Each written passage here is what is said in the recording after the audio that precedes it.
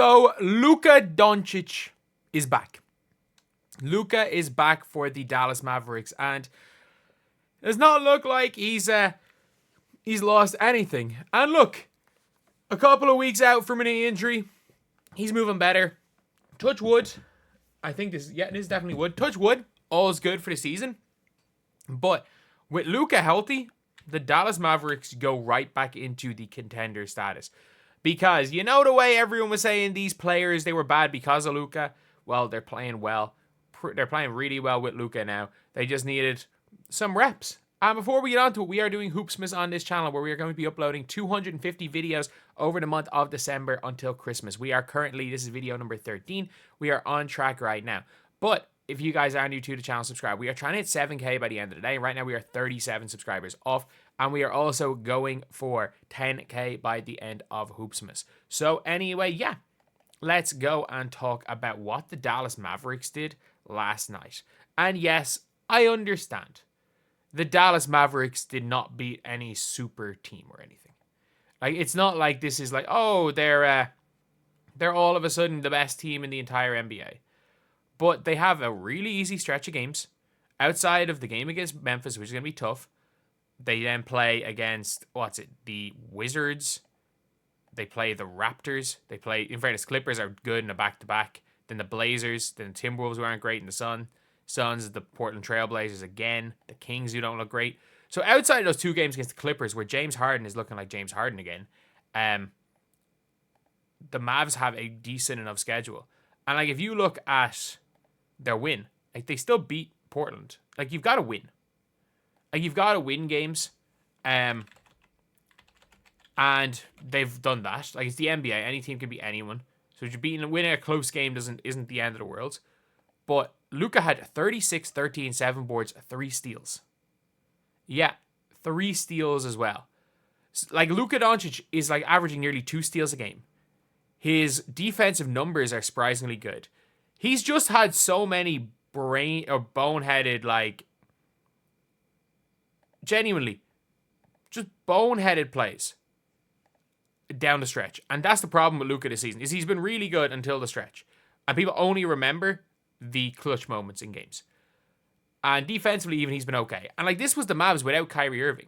Because if you didn't see, like, Quentin Grimes had 28 points. So all the talk was, the likes of Quentin Grimes, likes of Spencer Dinwiddie, they're all terrible with Luka Doncic on the floor. Oh, like, it's proven they're better without Luka. All of this type of stuff. And I'm like, they're really just not. They're really, really not. The team is not better with Luka.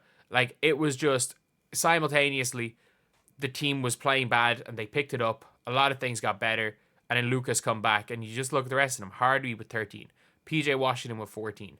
Daniel Gafford with 19. Like, no Derek Lively either. Like, no Derek Lively. No Kyrie Irving. And yeah, I get it. The Portland Trailblazers aren't a very good team.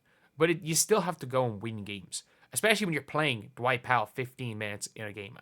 And Kleba 37. Or say 27. Dinwiddie coming in with 20. Like, this is a good performance. And it's a good win. Every win's a good win. Let's be real. At this stage, if you are in the Western Conference, it doesn't matter who you're coming up against. Every win is a good win. We've seen the Cleveland Cavaliers lose twice to the freaking Hawks, but beat everybody else. And then we've seen the Hawks lose to the Wizards twice. Like, if you look at the Western Conference, they are currently 5th with a 13-8 record, which is not bad at all. Which is honestly not bad at all. Like, they're winning 62% of games. So they are on track to win. They're on track to win. Where is it? So 82 by 0.62. They're tracked to win 50 games, which is what you would kind of expect Dallas Mavericks to do in the regular season.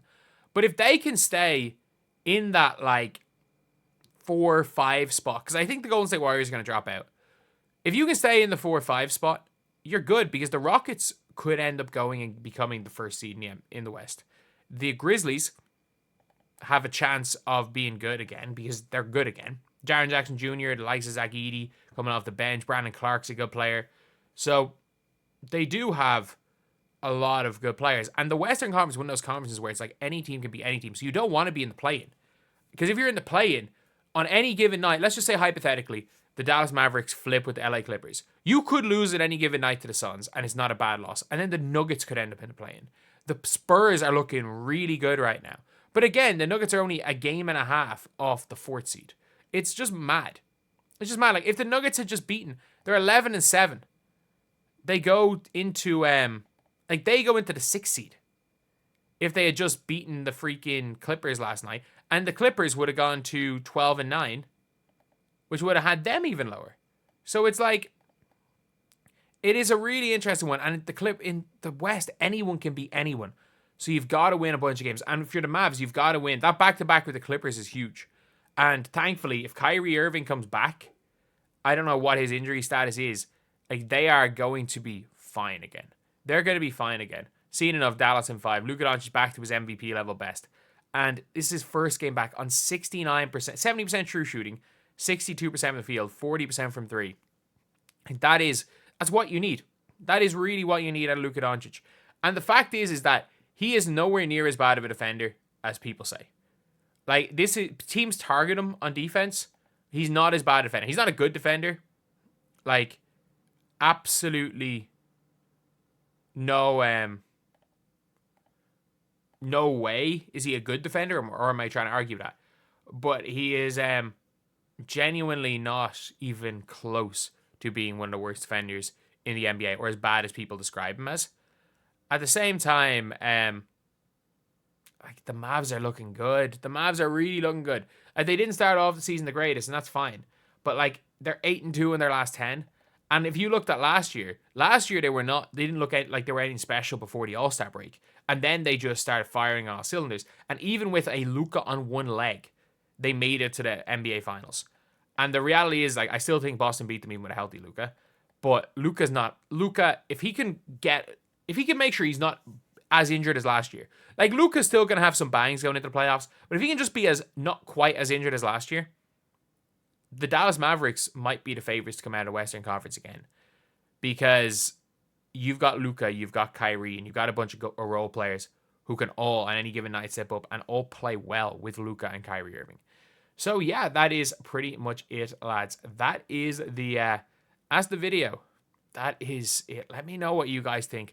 Am I wrong about the Mavs? Am I just too high on the Mavs? Am I just too high on Luka Doncic? Because I'm literally a guy who was so much of a Luka fan back when he played in Real Madrid that I flew from Ireland to Madrid to watch the last time he ever played against Barcelona. Maybe I'm just too much of a Luka fan to kind of not see his flaws. Either way, though, I still think he's the second best player in the world, maybe third best after Giannis Antetokounmpo, but the 3 best players in the world, honestly, are Luka, Giannis, and Jokic. They are the 3 best. 4th best, I don't even care. There's about 10 players you can argue, but the 3 best, Luka, Giannis, Jokic, without question.